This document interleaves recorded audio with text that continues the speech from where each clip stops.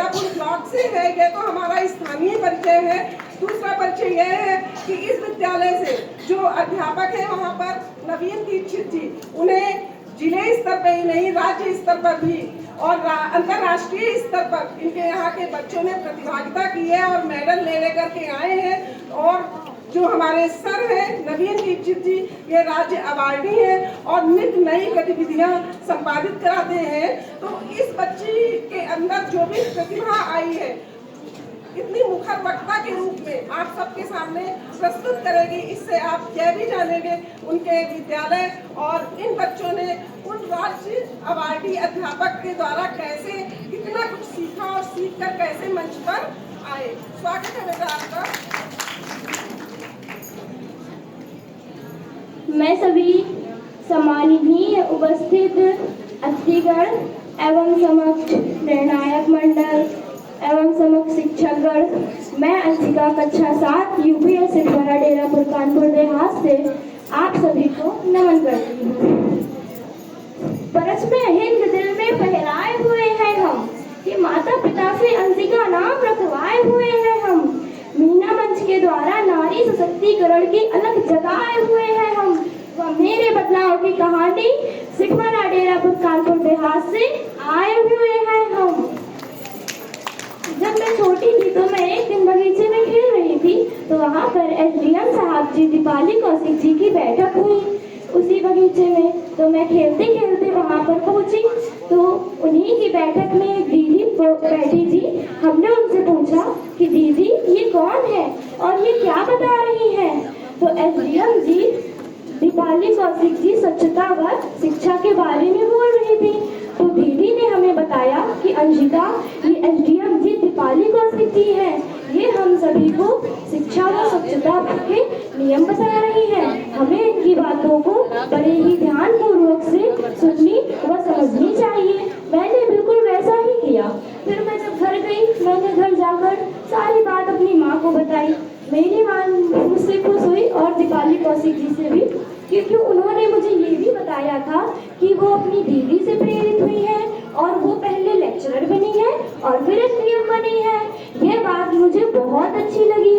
और फिर मेरी माँ ने मुझसे कहा कि अंशिका तुम भी पढ़ाई करो, तुम भी ऐसा कर सकती हो, पहले तुम भी लेक्चरर बन सकती हो और फिर तुम भी एसडीएम बन सकती हो, क्योंकि तुम्हारे अंदर भी वो हुनर है। हर बेटी के अंदर वो हुनर होता है। यह बात मुझे माँ की बहुत अच्छी लगी, क्योंकि मेरे आसपास के लोगों ने मेरी माँ को बहकावे में डाल के रखा हुआ था कि बेटी है वो, उसे मत पढ़ाओ, उसे पढ़ा क्या करोगी, वो तो सिर्फ घर के काम काज देखेगी, वो बेटी है। मगर मेरी माँ नहीं मानी और मेरी माँ ने मुझे प्राइमरी में पहले एडमिशन करवाया। वहाँ से जब मैं वहाँ से पढ़ के निकली तब मैं जूनियर विद्यालय में आई, उच्च प्राथमिक विद्यालय सिद्धवरा में। वहाँ के योग शिक्षकों से मुझे नई प्रेरणा मिली और मीना मंच के इसके परिणाम स्वरूप आज मैं उत्तरीय बनने तथा मैं अंशिका हूँ और मैं अपने भारत की बेटी सुनीता विलियम्स तथा कल्पना चावला से प्रेरित हूँ। मैं मीना मंच में अपने विद्यालय की पावर एंजल हूँ। मैं मीना मंच में अपने विद्यालय मीना मंच की मीटिंगों में मैं सभी बालिकाओं को इस प्रकार से जागरूक करती हूँ कि दहेज प्रथा रोकिए, बाल विवाह रोकिए। इससे मैं सभी को जागरूक करती रहती हूँ। और हमारी सरकार ने बेटियों के लिए कितने हेल्पलाइन नंबर बनाए हुए हैं, जैसे कि 1098, 1090, 112, 108, 102, 1076 इत्यादि।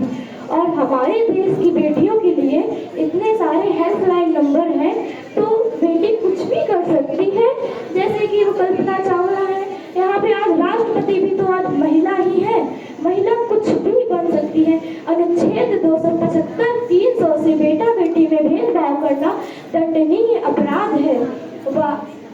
सिविल राइट एक्ट धारा 16 से बेटा बेटी में भेदभाव करना दंडनीय अपराध है। सिविल राइट एक्ट धारा 16 से बेटियों को विवाह व कुटुंब बनाने का पूरा अधिकार है। और जब मैं विद्यालय में गई, फिर विद्यालय में उसकी मीना मंच से मैं प्रेरित हुई, तो उसके परिणाम स्वरूप मैं निबंध में मैंने रेलवे सुरक्षा पर निबंध लिखा था, उसमें मैं प्रथम आई, मैं फर्स्ट आई। फिर मुझे लगने लगा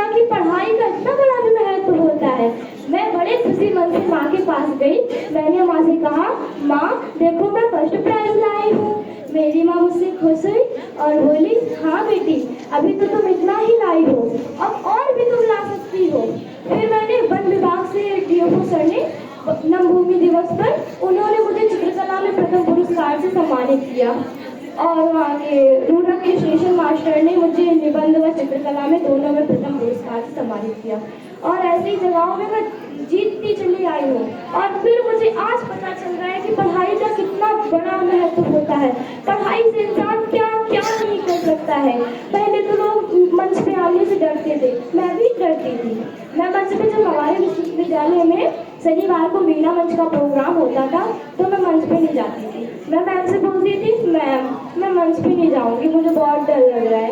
तो मेरी मैम मुझसे कहती थी, अंशिका तुम्हारे अंदर वो हुनर है, अपने अंदर उस हुनर को जगाओ, तुम में से कर सकती हो, जाओ। जबरदस्ती मेरी मैम व मेरे सर लोग मुझे वीणा मंच पर भेजते थे।